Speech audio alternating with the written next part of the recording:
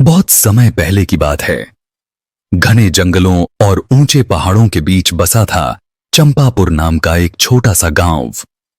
गांव के लोग मेहनती थे, लेकिन जंगल के पास जाने से डरते थे, क्योंकि वहां एक रहस्यमयी लंबी दाढ़ी वाला बौना रहता था।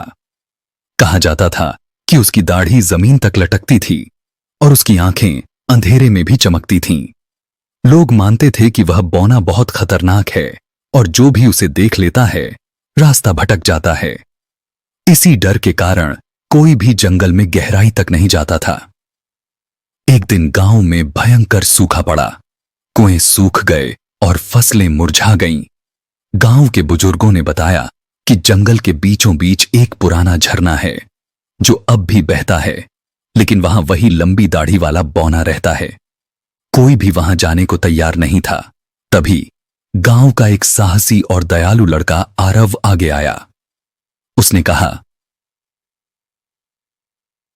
अगर हम डर के कारण कोशिश ही नहीं करेंगे तो गांव कैसे बचेगा।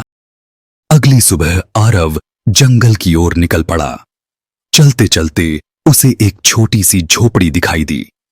उसके सामने बैठा था वही लंबी दाढ़ी वाला बौना।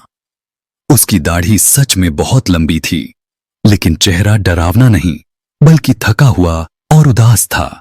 आरव ने हिम्मत जुटाकर कहा, बाबा, हमारा गांव प्यासा है, हमें पानी चाहिए।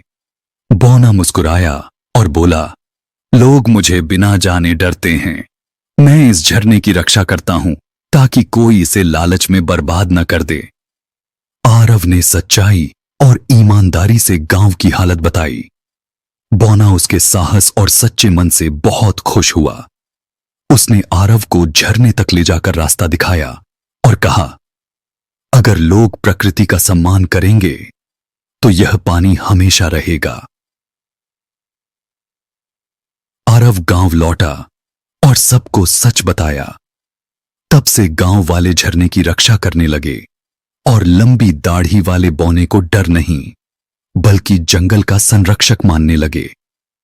इस तरह सबने सीखा कि डर अक्सर अज्ञान से पैदा होता है और सच्चाई व साहस से हर समस्या का समाधान निकल सकता है।